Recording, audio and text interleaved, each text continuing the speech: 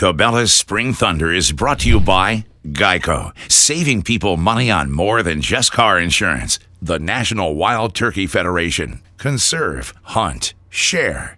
ScoutLookWeather.com. Never trust a weatherman who doesn't hunt. And Cabela's, it's in your nature. It's the morning of April 24th, and Aaron and I are out here on a piece of public land that we roosted a bird on last night. And that Tom has only gobbled 3 times, so we're hoping that he is not far behind these hens, and with them coming out into this hay field, it's pretty short. We're hoping they spend some time out in here and get close enough for a shot. Oh, there's more birds. There he is. He's coming out in the field right there. See him? Yeah. He's got a couple hens with him. Yeah. Can you see him? Yeah, he's strutting. Both hens are starting to come this way. Better grab your bow.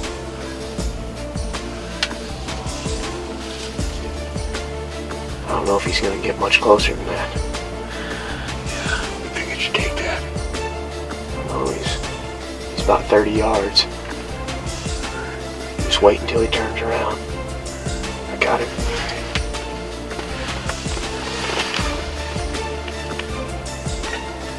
You got him? Yeah.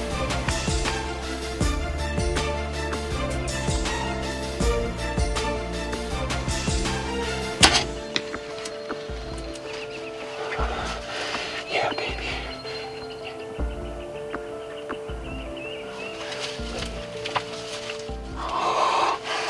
We did it, Norm. We did it, man. I cannot believe that. I drew when his fan got in between me and the blind. He turned a little bit. I drilled him. He's down right there. I cannot believe it. That is awesome. Public land, southern Iowa. Unbelievable. Pretty turkey, man. Yeah. Double beard. I can't believe that. Well, thanks for joining us this week on Cabela's Spring Thunder. As you can see, Eric and myself had an awesome morning out here on the public land, and we've had a few other great hunts just in the last couple weeks that we're going to show you on this week's episode. But lots of turkey action. We're going to get this bird cleaned up, and we hope you enjoy it.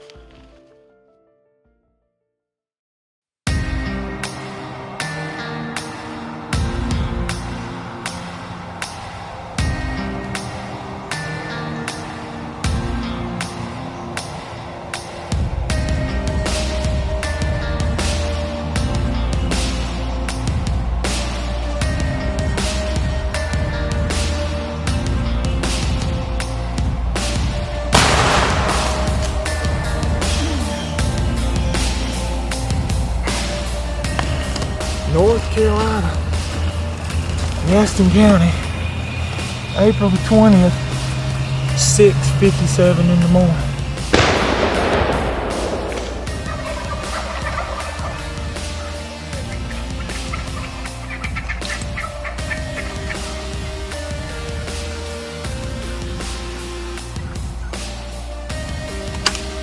The first bird came in, made a good shot. He went 30 yards over here and fell. I was here for probably 2 hours. 2 adults came in with a bearded hen and another hen, and I had to shoot out the back port, and I couldn't get the camera set up for the shot. Great morning in Kansas. Thanks for joining me on Cabela's Spring Thunder.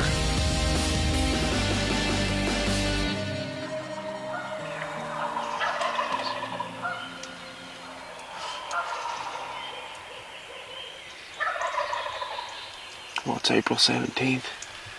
Back at it again this morning out on the public land where we've been taking in the canoe. And haven't had much luck these last couple days. A lot of henned up birds in this river bottom. But there are a lot of birds, so we keep coming in here. Roosted one last night, and he just flew down. He's probably 150 yards away, straight down the river here. So they've been loving these real green river bottoms.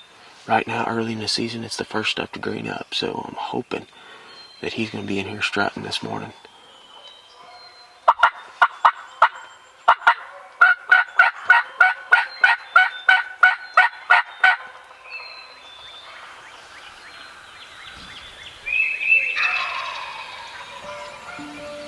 Oh, there he is. He's jumping right here. Right down this bank.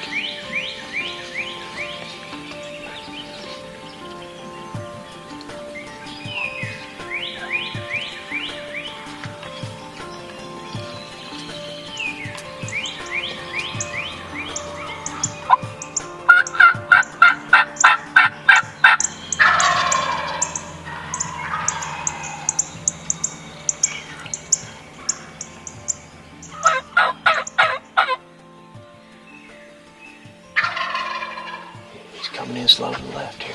Here he comes.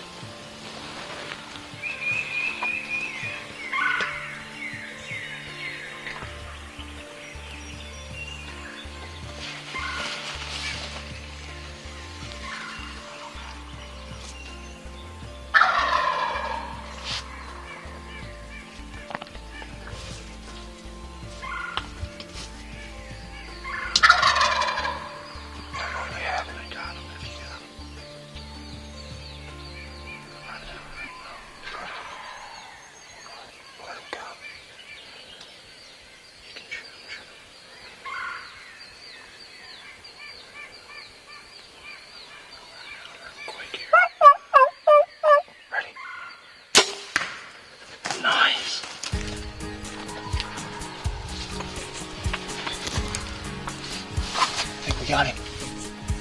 Just watch him. Watch him. Oh, man. My heart was pounding on that one. Holy cow. That bird wore us out. I mean, he'd come in off the roost and he stood about 100 yards out there just gobbling for almost an hour.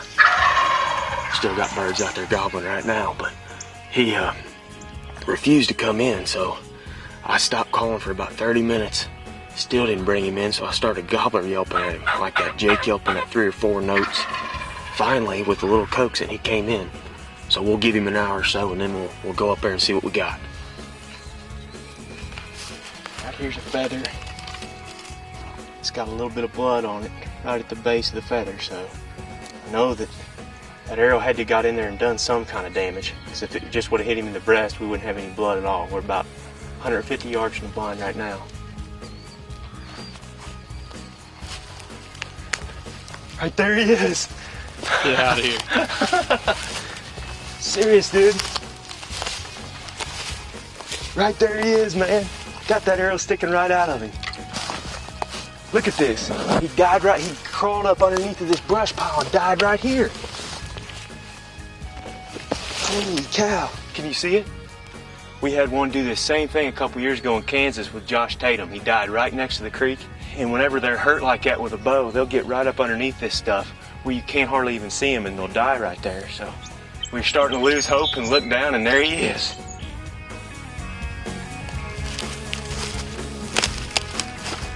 We just got this bird back up to where we shot him at, and am I happy with this turkey. This one was really hard earned out here on the public land. We've been using this creek to kind of access these birds. They've been living back in here in these wide open river bottoms. So when you hear them gobble, it's really hard to get within 400 or 500 yards of these turkeys because it's so open. They can see it coming. So what we decided to do was bring that canoe in here where we were below the turkeys. We'd wait for them to fly down, and that's how we kind of learned where these birds were using. Since then, we've brought in our accelerator hip waders that are really nice because you can fold them down and wear them just like an accelerator boot. But then whenever we get to spots in this creek that we need to cross, we can fold the hip waders up, wear them around our hips. That way we're able to cross the creek without getting soaking wet. And that's a big key whenever you're hunting river bottoms. You gotta know where you can cross because these birds will roost right on top of the creek, just like this one did this morning. I mean, John and I were set up 5 yards from the creek bank. If he'd have been on the other side of the creek, we'd have had to cross it to get to him because chances are he's not going to fly over that thing to come into the decoys. But it couldn't have worked out any better. I mean, this public land hunting in the Midwest is just awesome. We heard a pile of turkeys this morning. Didn't see anybody else out here. It's a great spot. There's lots more just like it. Just get out there, try to find some public land, and I guarantee you could end up with a hunt just like John and I had this morning. Getting later in the season right now, temperature's starting to warm up and mosquitoes are getting really bad in the woods. As you can see, we're in a river bottom this morning and we've had to deal with them for the last couple hours, and that's why I never forget to pack a thermocell along. I just store it in my vest. There's a designated pocket here in the back that it fits real nice in, and this thing is on most of the time when I'm in the woods. If you've got a bird coming in and you've got to be still, got mosquitoes all over your face and you're needing to swat at them, you're never going to get a shot at that turkey. So I recommend you check one of them out. They're a great product for the money. You can find them right here at Cabela's.com or your nearest Cabela's retailer.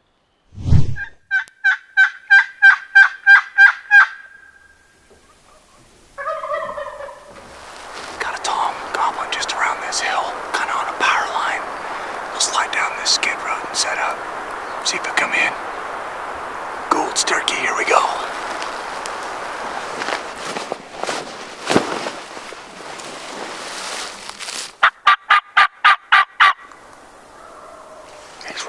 Jay, where are you gonna sit? Get over here. Here's a Jake too. Here's that Jake.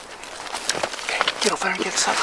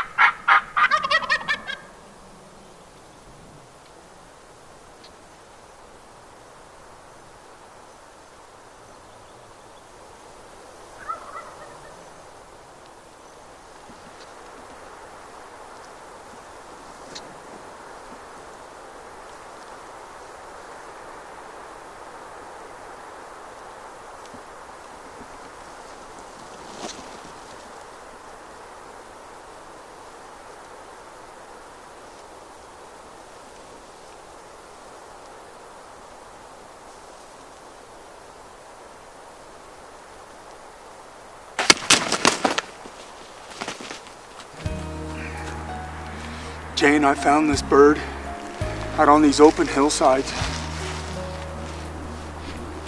And there was a dip, and we figured if we could get to about right here and quickly stab our decoys, that maybe we stand a chance. Next thing I could hear, here he came. Spun around, gave me a shot from the back. One nice clean shot. Bird didn't even know what really happened. It's just an awesome, awesome tom. This is my Goulds, man. They're just awesome. Beautiful bird. Awesome job. Great video too. We got the Goulds. Well, it's right now about 8:30. I've been sitting here just kind of hanging out because the way these birds have been acting, they've shut up and they've been henned up pretty good. But we know in the past 2 times that we've hunted this farm, we've got up and moved and looked back across on this side and seen these birds moving right through this gap. So we're just kind of hanging tight. You know, it's wishful thinking that they're going to do the same thing, but birds are pretty patterable. So we've got a couple birds moving up. It sounds like there's one that gobbled right around the hill behind us.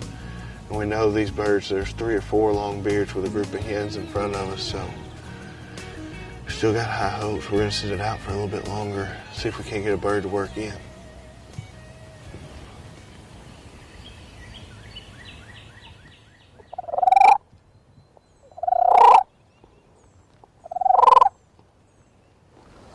I see him.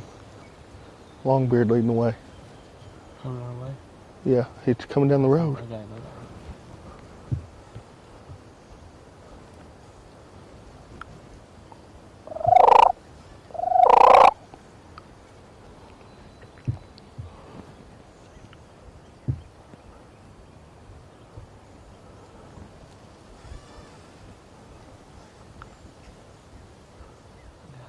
Huh? The strutter.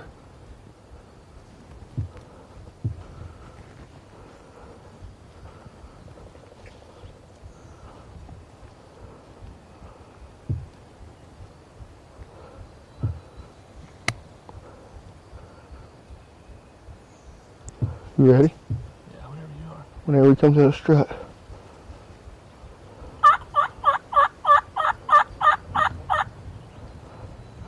All right, you ready? Yeah.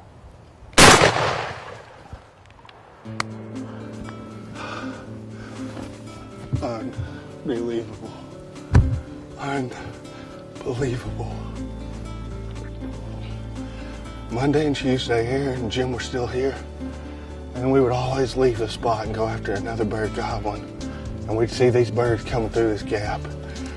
And today, me and Andy set it out and waited, and that's what scouting and patience will do right there, baby. God dang. Attaboy, attaboy. Man, what a hunt.